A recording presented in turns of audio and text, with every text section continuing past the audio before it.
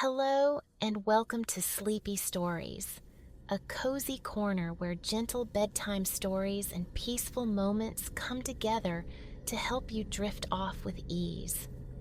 Tonight, we invite you to settle in for another comforting narrative, one crafted to help you unwind and find a sense of calm. But first, let's take a moment to prepare both body and mind for a soothing night's rest. Find a relaxed position, and with each slow inhale and gentle exhale, allow the day's cares to quietly slip away.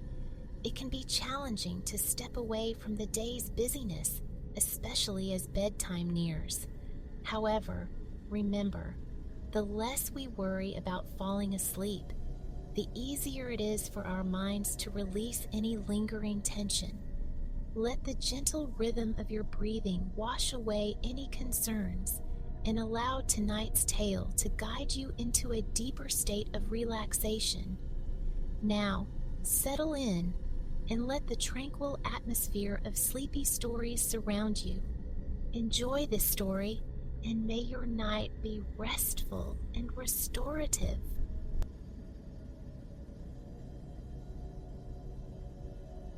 In the crepuscular hush of a forgotten hour, you find yourself before a library, an edifice breathing antiquity, steeped in an aura palpably arcane. This monolith of knowledge bears a name whispered on currents of myth, the Library of Time. Let us venture within, drawn by the silent promise of chronicles held captive by the night. Before the twin portals, the air thickens with the resinous perfume of aged timber, their surfaces gleaming like polished obsidian. Intricate carvings frame each vast mahogany leaf, a serpentine knot weaving without cessation, a pattern echoing eternity, rendered starkly beautiful against the deep grain. Compelled, a hand lifts, tracing the labyrinthine pathways that coil and uncoil beneath your fingertips. Where the doors converge, a singular image dominates, a woman etched into the wood, regal and fierce. A circlet rests upon her brow, framing a cascade of untamed curls that seem to writhe with latent energy. One hand grips a formidable spear, the other is lifted, a gesture of unyielding defiance. She commands a magnificent chariot, its paired stallions captured mid-rear, muscles taut, nostrils flared. As your fingers brush the carving, a phantom whinny seems to echo in the wood's depths. Who is this sovereign figure, you muse? And what sagas slumber beyond these ancient sentinels? A surge of anticipation guides your hand to the cool brass handle. With a sighing groan, the immense doors yield, parting just enough to admit you. You stand poised on the cusp of immensity. White marble, cool and veined, stretches before you, reflecting the intricate geometry of a coffered ceiling high above. Stone walls ascend, punctuated by stained glass windows depicting scenes lost to memory.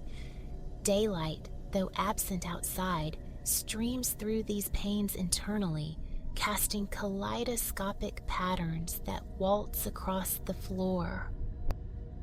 You advance across the polished expanse, beneath the spectral radiance of a chandelier dripping crystal tears.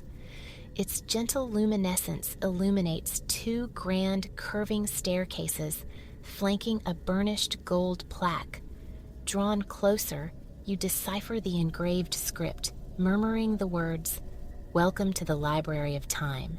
Only souls alight with insatiable curiosity discover this threshold. Each volume herein is a conduit to disparate ages, divergent realms.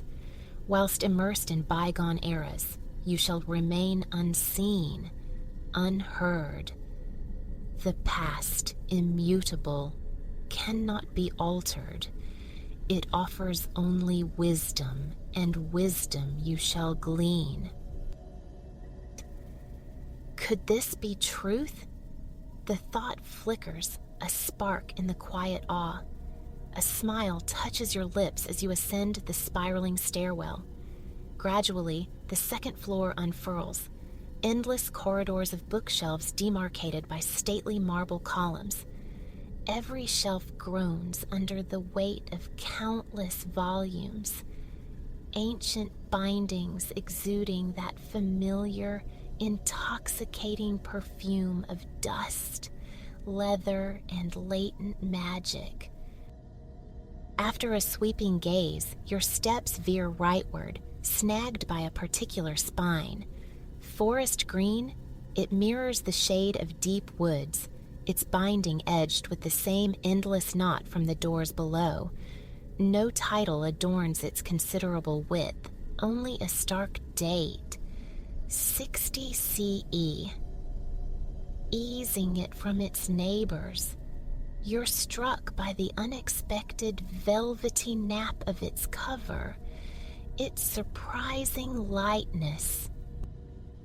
You proceed onward, navigating the towering aisles where columns kiss the vaulted ceiling. A gentle luminescence beckons from a secluded alcove. There, nestled directly beneath a circular skylight, lies a haven of cushions. Some echo the deep viridian of your chosen book, glowing like unearthed emeralds in the focused beam. Others are adorned with a vibrant green tartan, interwoven with threads of azure, alabaster, and crimson. Settle into the plush embrace, the soft wool a welcome texture. Comfort secured, your focus returns to the tome. The crisp rustle of turning pages accompanies the opening lines. In 43 CE, the ascendant Emperor Valerius, hungry to broaden the formidable reach of the imperial eagle, cast his ambitions toward the long-coveted Isle of Britannia, inhabited since the Age of Iron by disparate tribes, migrants, it's believed, from the continent history would later label Celtica. The island pulsed with distinct cultures. Though posterity clumps them under the banner of Celts, vast chasms existed between tribes, unique kingdoms, tongues, rites, and legacies. A shared trait, however, was their renown as ferocious combatants. Yet, even their ferocity proved inadequate against the disciplined might of the imperial legions. At Valerius's decree, 40,000 soldiers stormed Britannia's southeastern shores, subjugating the eastern tribes with calculated efficiency. Subsequently, many tribal chieftains faced a stark choice: collaborate with the conquerors or perish resisting. Among these was the sovereign of the Eastern Coritani tribe, who governed as an autonomous ally of the empire. Like numerous neighbors in the lands now known as Norfolk and Suffolk, his people engaged in trade with the Imperials, tentatively weaving the first threads of a Romano-British tapestry. Peace reigned, a fragile bloom destined for a swift blight. Upon the king's demise, his realm was willed jointly to his two daughters and the Roman emperor. His consort, Queen Morrigan, assumed sole leadership of the Coritani. Within Celtic society, a woman could ascend to such authority. To the Imperials, however, female rule was anathema, unworthy of recognition or respect. Thus, they nullified existing treaties, annexing the kingdom, seizing Coritani lands by force. But underestimating Morrigan proved a fatal miscalculation. She manifested as a fearsome adversary, a leader of sharp intellect and potent charisma. She rallied neighboring tribes, forging an alliance against the shared oppressor, the Imperials. Ignited by the fires of vengeance, Morrigan orchestrated a devastatingly effective revolt. Her influence swelled with each strategic victory, culminating in a final, cataclysmic battle where she commanded an astonishing host of 230,000 warriors. Ultimately, Morrigan and the unified tribes could not halt the relentless imperial annexation of Britannia, a process that would span another 4 decades. Yet, she imparted a profound lesson, one that reverberated through the empire's supposedly unshakable foundations. As one imperial chronicler lamented, "All this devastation was wrought upon us by a woman, a reality that inflicted upon us the deepest humiliation." The name Morrigan, sometimes rendered Morrigu, derives from ancient Celtic roots signifying Great Queen, or perhaps Phantom Queen, associated with fate and sovereignty. Despite her eventual defeat, her legend resonates with a victory transcending mortal outcomes. To this day, she endures as the warrior queen who dared defy the most formidable military machine the world had known. You pause, inhaling deeply. What a chronicle, you reflect. Setting the book gently aside, you lace your fingers behind your head, gazing upward through the atrium glass. Your thoughts drift back to the library doors, to the carved figure, crowned woman, spear aloft, arm raised, wild hair streaming.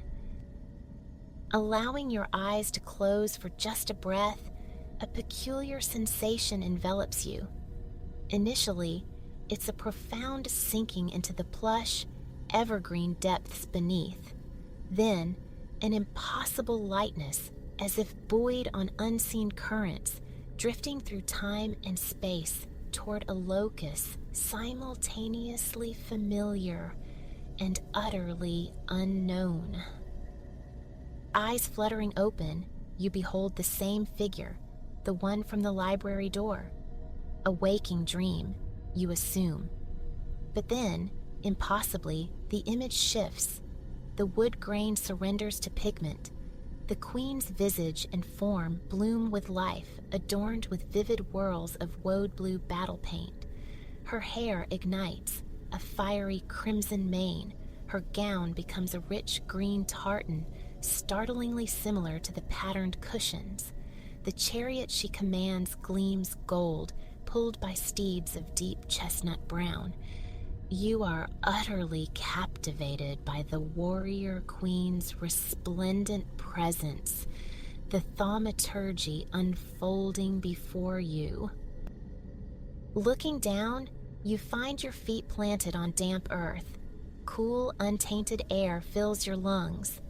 The panorama is one of English countryside from millennia past. A tremor enters the air, a vibration of sound and motion. Behind the magnificent horses, her golden chariot rolls toward you, catching the sunlight. She circles the clearing once, then again, her poise unwavering despite the uneven terrain. Her wild torrent of red hair writhes in the breeze, teasing her features. Her tartan cloak billows, secured at her throat by a gleaming gold brooch. A faint, knowing smile plays on her lips as she passes. Finally, the horses slow and Morrigan halts her glorious conveyance mere meters away. Close now, her stature is even more commanding. Tall, imposing, every inch the warrior queen. Her face, a canvas of swirling sapphire designs, turns in your direction. For a heartbeat, you wonder if she perceives you, but her piercing green eyes, sharp as emerald shards, slide past, looking through you as if you were mere air. The plaque's decree echoes. In the past, you will neither be seen nor heard. How extraordinary you realize to possess a front row vantage utterly unnoticed. With this understanding, an internal tension releases. Your shoulders settle. Your limbs feel unbound, ethereal. You follow as the queen descends from her chariot and strides forward. Only now do you truly absorb your surroundings. You stand atop a massive earthwork hill, a hill fort, the defensible heart of an Iron Age Brittonic community.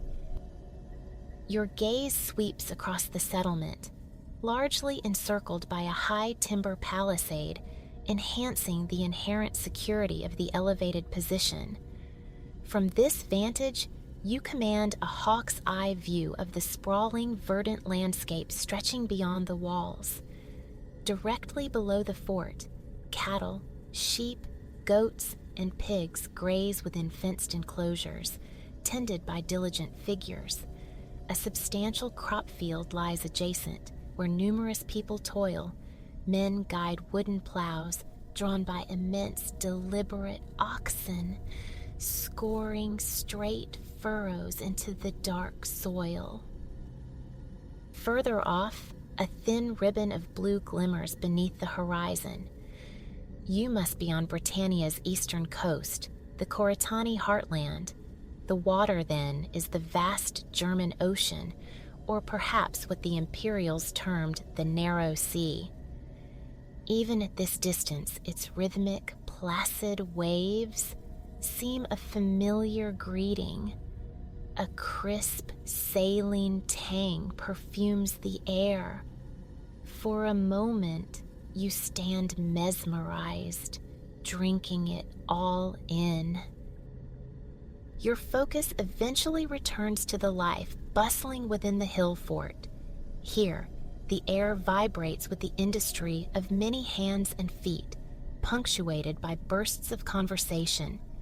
Dwellings, roundhouses, dot the landscape, their walls constructed from wattle and daub, earth, or stone, capped with conical thatched roofs of reed. Some boast animal companions lounging on sun-drenched patches of grass. Others feature small vegetable plots, rows of sturdy cabbages and corn reaching for the intermittent sunlight. You wander into the settlement's core, flanked by roundhouses.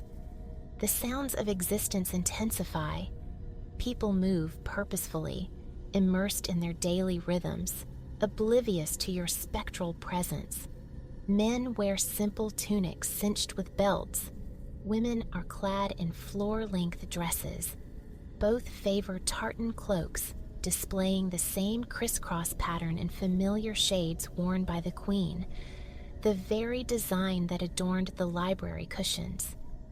You marvel at the quality, the vibrancy of the colors, the precision of the weave. As if summoned by your thoughts, you pass a group of women engaged in that exact craft. Near a roundhouse entrance, a young woman stirs woolen threads in a barrel of liquid, the gentle sloshing reminiscent of the distant sea. Leaning closer, you see the liquid is a deep, intense blue and catch the faint, sweet scent of crushed woad leaves, perhaps, or blueberries. Beside her, another woman stands before a tall wooden loom, already threaded with dyed yarns of green, white, red, and blue. With practiced dexterity and unwavering focus, she passes the shuttle back and forth, weaving the intricate pattern. It seems incredible that artisans 2 millennia past could create such flawless, beautiful textiles. You witness firsthand their resourcefulness, their talent, the quiet dignity of their labor. Evidence of the tribe's industriousness surrounds you. From the adjacent roundhouse emanates the rhythmic clang of Iron Age metalworking. Drawn by the sound, you step inside to find artisans amidst their craft. One carefully heats a crucible of gold over a crackling fire before pouring the molten liquid into a large circular mold. Nearby, another hammers a cooled strip of gold flat, the repetitive clink-clank setting a steady beat. A third undertakes the most intricate task, yet his expression remains serene. Using specialized iron and leather tools, he hammers flattened gold strips around a circular form, coaxing them into complex twists and turns. The stunning result emerges: a coiled golden neck ring, a torque fit for Koritani nobility. You've never encountered jewelry of such raw, potent beauty. Wandering onward, you pass more roundhouses, glimpsing diverse scenes within and without. Metalworkers forge shields and swords, preparing for conflict. Children practice with wooden slingshots, aiming at makeshift targets. An elderly woman sits cross-legged before a large pottery wheel, spinning it with a wooden stick. Her wet hands expertly shape the amorphous clay at its center, coaxing it into an elegant bowl. You linger, finding the peaceful, focused activity strangely calming. The air here is delightful, cool, invigorating, carrying a tantalizing undercurrent. Following the mouth-watering aroma past dwellings, you arrive at a particularly large, well-constructed roundhouse. Its prominence suggests its significance, soon confirmed. This is the residence of the Koritani Queen herself. Stepping across the threshold, you enter a warm, inviting space, heated by a central fire pit sunk into the earthen floor. Thick plumes of smoke ascend, escaping through an opening in the thatched roof overhead, leaving behind only the rich scent of cooking food. Luxurious furs line the floor. Reaching down, you feel their surprising softness. More furs are arranged amongst piles of clean, golden straw, bedding, you deduce, for the warrior queen and her daughters. And there they are, seated around the hearth. The queen ladles a fragrant meat stew from a cauldron suspended over the flames. Bowls are filled with tender chunks of meat and vibrant, fresh vegetables. Impulsively, you imagine taking a ladle, a bowl, helping yourself, sitting amongst them on the furs. The stew, you envision, bursts with colorful homegrown leeks, cabbage, parsnips, and carrots. You can almost taste the rich, hearty flavor, detect the tang of wild garlic and parsley. It's a meal promising comfort, warmth, evoking notions of family, of home. Beside you, unseen, Morrigan and her daughters finish their meal, placing empty bowls on a low wooden table. They retrieve goblets filled with homemade mead, sipping contentedly. The air sweetens with the scent of honey. They converse easily, sharing anecdotes from their day, their faces illuminated by the fire's flickering glow. Morrigan wears a golden torque, even more magnificent than the one you saw being crafted. Multiple bands braid around its heavy, ornate base, the terminals intricately worked with endless knots. Her vivid blue war paint is gone. Her tartan cloak hung neatly on the wall. In the firelight, the warrior queen appears even more striking. Her hair is a riot of fiery curls, her penetrating eyes gleaming like polished emeralds. The formidable spirit within her is palpable, yet now softened by a tenderness, a maternal warmth previously unseen. She is undeniably the warrior queen, but here, in the sanctuary of her home, she is also a devoted mother.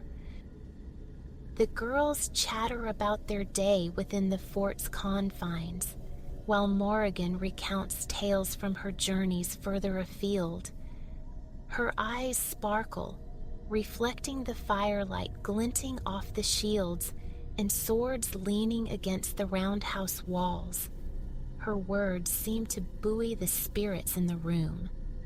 Quietly listening, you overhear her telling her daughters of her plans: to convene with leaders of neighboring tribes, to persuade them to unite with the Koratani. Then she declares with calm certainty, stroking her eldest daughter's hair, she will vanquish the imperial foe for her girls, for all her people. What an immense privilege to witness this intimate scene. A profound sense of ease and contentment settles over you. Little do you suspect that the descending night holds further, gentler marvels. Noticing the deepening twilight through the roof opening, Morrigan leads her daughters outside. They lie side by side on the cool grass nearby. Joining them, unseen, you tilt your gaze upward, mirroring theirs into a night sky ablaze with stars. You recall the Celts' deep reverence for the cosmos, listening as they discuss the shifting patterns, the celestial alignments, their voices hushed, melodic.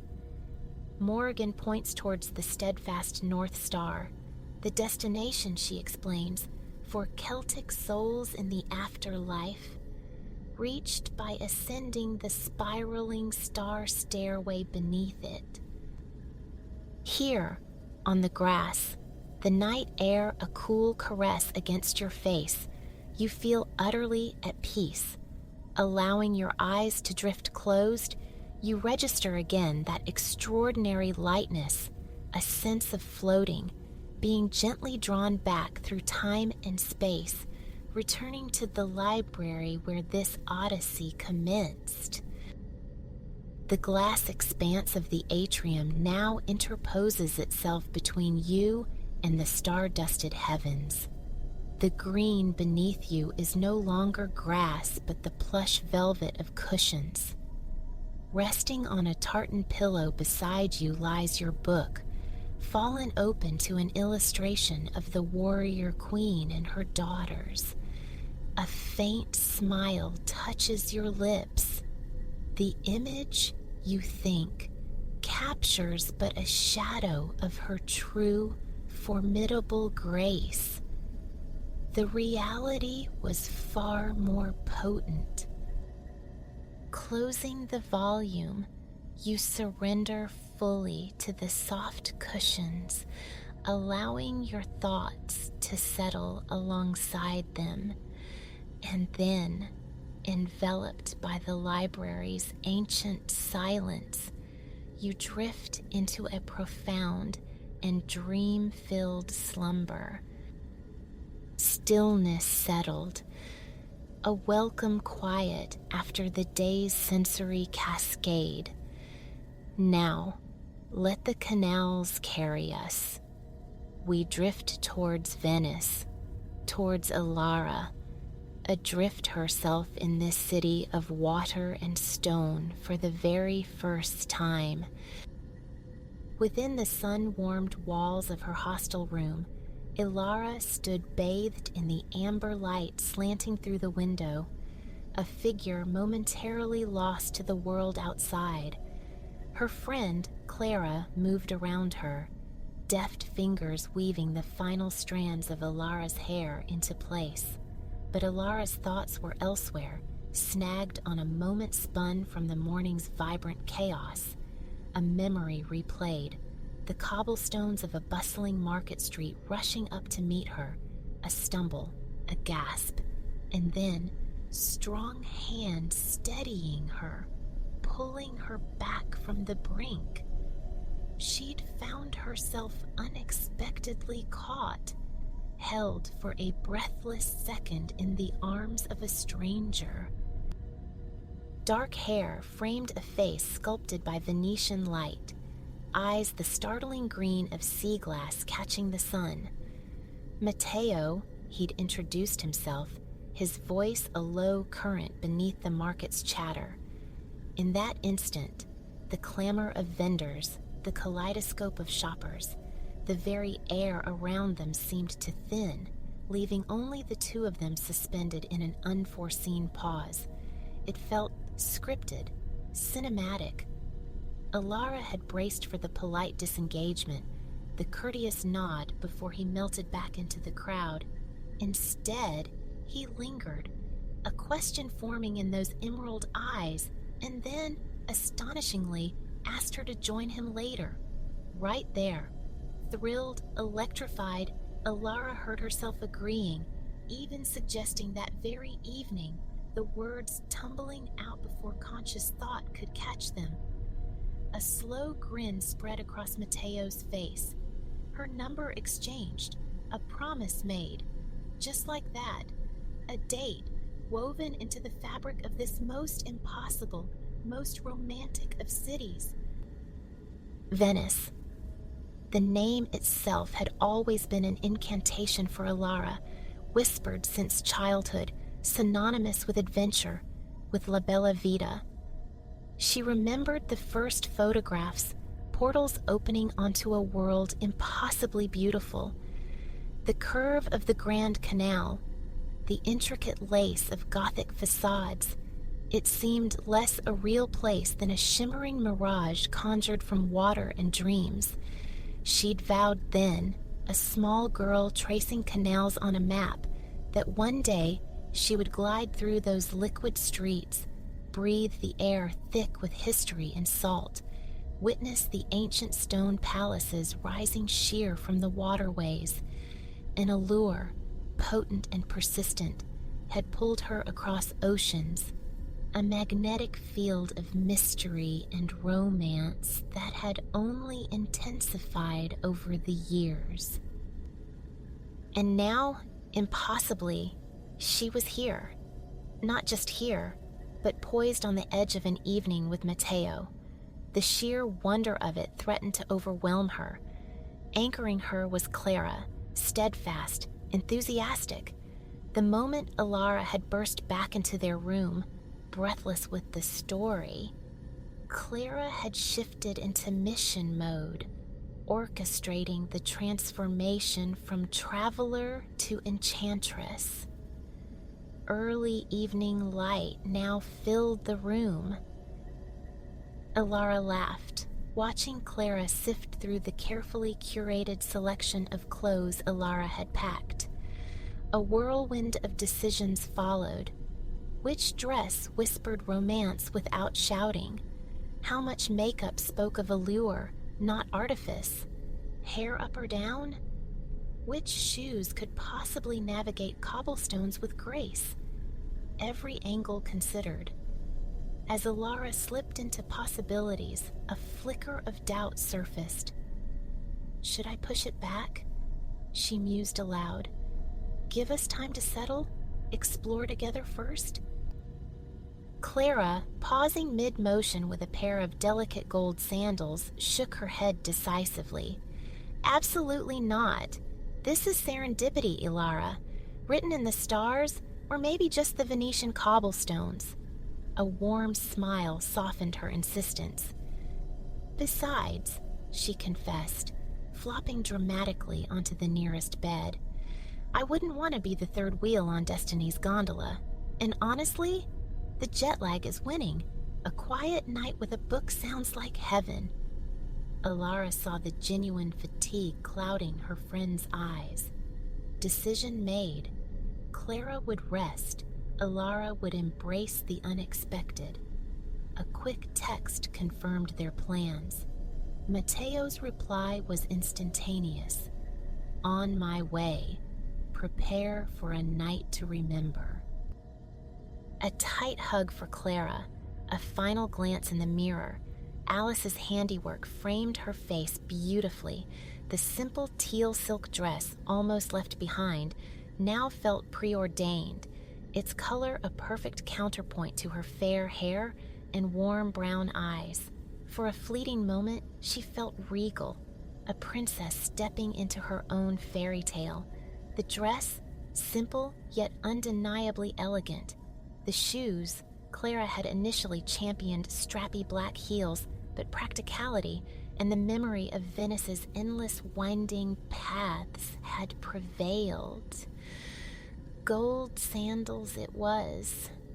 Comfort was key to losing oneself willingly in the labyrinthine beauty ahead. The clock ticked closer. Purse retrieved, a wave to Clara already burrowing into pillows, a promise to recount every detail. Alara stepped into the hallway, the door clicking softly shut behind her. Down the stairs she went, heart fluttering with anticipation. Would he be waiting just outside? Passing through the reception area, the hostel owner offered a warm, crinkling smile. Ilara returned it, buoyed by the effortless cheerfulness she'd encountered everywhere. Living here, she mused, must infuse one's very soul with light. Then she pushed open the heavy wooden door and stepped out. It was like crossing a threshold into another era. No cars snarled, only the soft scuff of footsteps on stone accompanied the murmur of pedestrians drifting past shuttered market stalls. Their hostel nestled near the historic Rialto Market, a beating heart on the Grand Canal's western bank. Centuries of commerce echoed here, the air still faintly scented with the ghosts of morning fish and produce, though now, in the evening calm, the vibrant chaos had subsided. The relative quiet made him easy to spot. Standing near the entrance, a bouquet of blushing roses, reds and pinks vibrant against the twilight, held loosely in one hand. Mateo, looking impossibly dapper, a spark of shared excitement igniting in his eyes as they met hers. He stepped forward as she approached.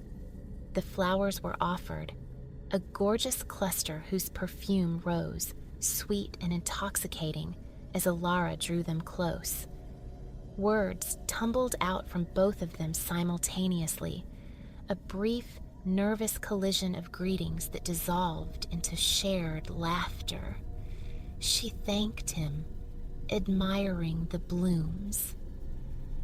The choice was simple, Mateo murmured, his gaze holding hers. For a name as lovely as the woman who bears it. He offered his arm, a gesture both courtly and natural. Together, they began to walk, melting into the flow of the evening. As they moved, Mateo's voice, a lilting melody against the city's hum, began to paint Venice in words. Alara found herself captivated, wanting only to listen. Imagine, he began, his hand gesturing expansively, a crescent lagoon cradling over 100 islands, stitched together by some 400 bridges.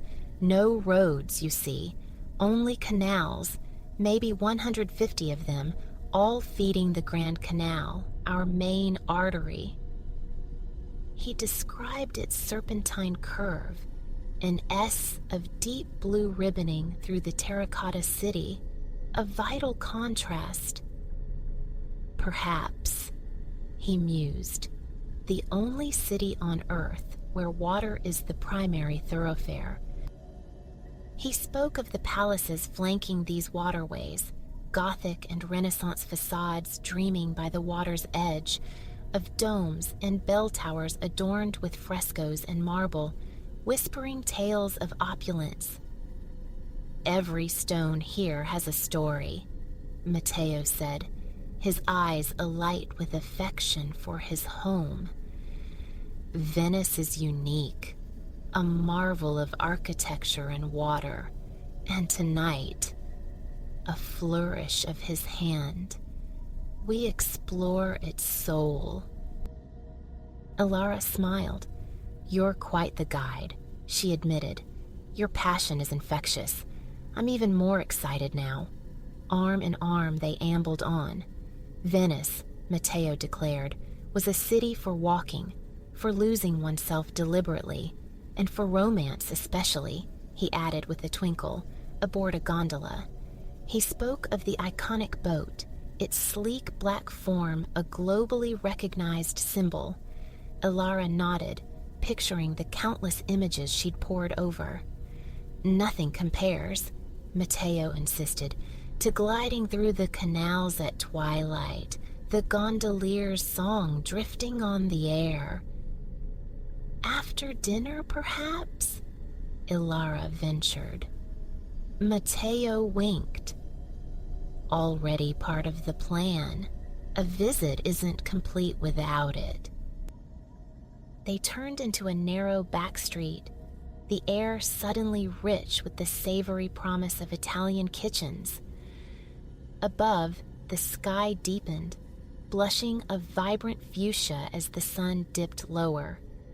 Matteo pointed out churches faced with priceless marble, elegant merchant houses stacked 3 or 4 stories high, testament to the maritime wealth that built this improbable city.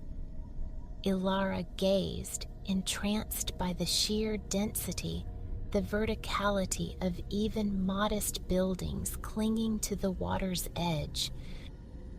She'd lost her bearings completely, adrift in a sea of stunning vistas and historical whispers. She knew their hostel was near the Rialto market, but beyond that, she was happily lost. Then, ahead, a colossal structure arched into the twilight, spanning the water with 3 walkways, its stone bulk softened by twinkling lights. A bridge, but clearly not just any bridge. She looked at Matteo, whose smile confirmed her unspoken question. The Ponte di Rialto, he announced softly.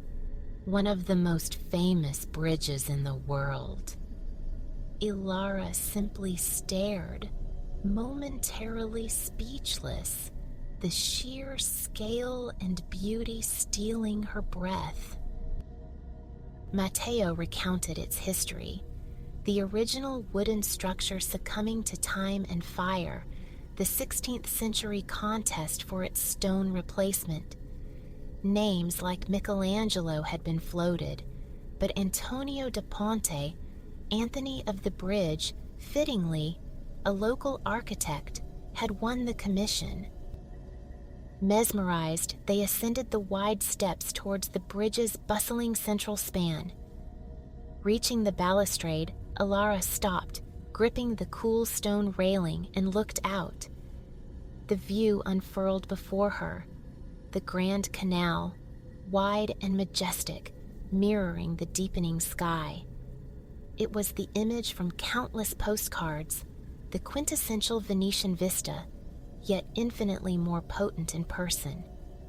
Brightly colored palazzi with their terracotta roofs lined the waterway, a vibrant tapestry alive with boats, sleek water taxis, working barges, and the unmistakable silhouettes of gondolas slicing through the blue-green water. Matteo pointed out the larger vessel idling near the bank, the Vaporetto, Venice's water bus. Little steamer.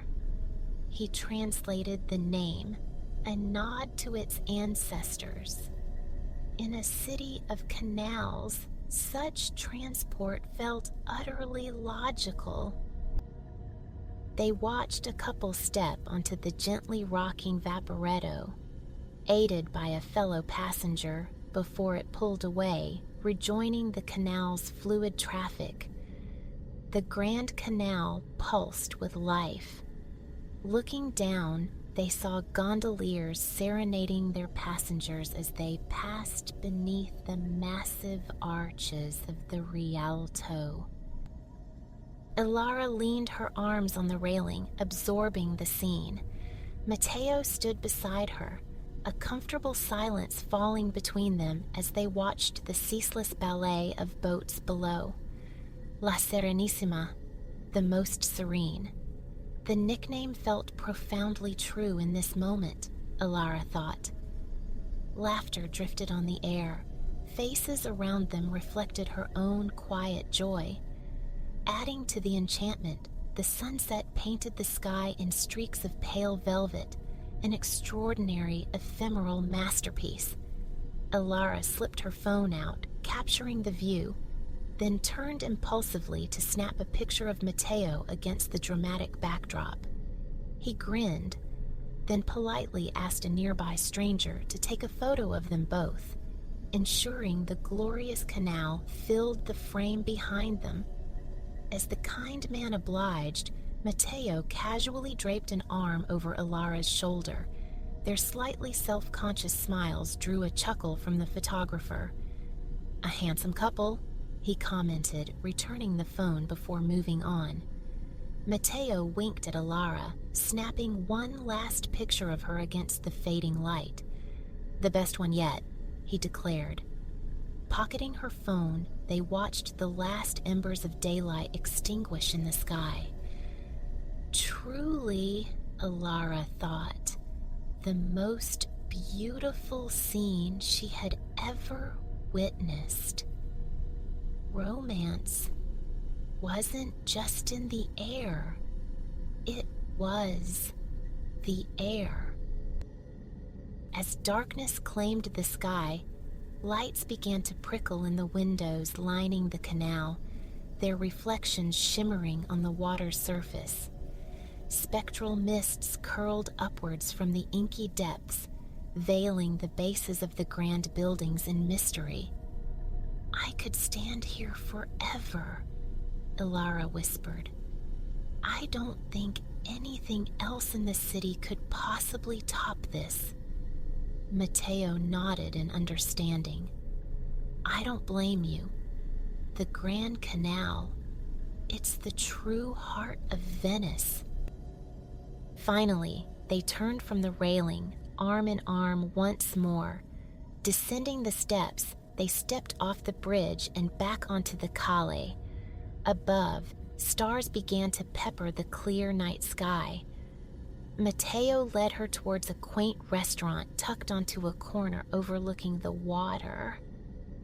He'd already reserved a table, he mentioned casually. The one in the back, with the best view. They settled into their chairs just as a waiter approached with a cheerful "Buonasera" and handed them menus. As he retreated, Matteo leaned in conspiratorially. "This place is authentic," he whispered. "Not one of the tourist traps."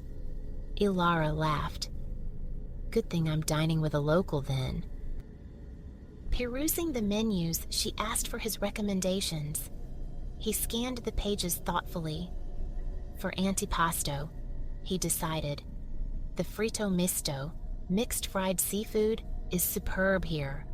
And for the main course, you must try the risi e bisi. It's a Venetian classic, rice and peas. Almost like a risotto, but unique. The portions, he warned, were generous. They agreed to share.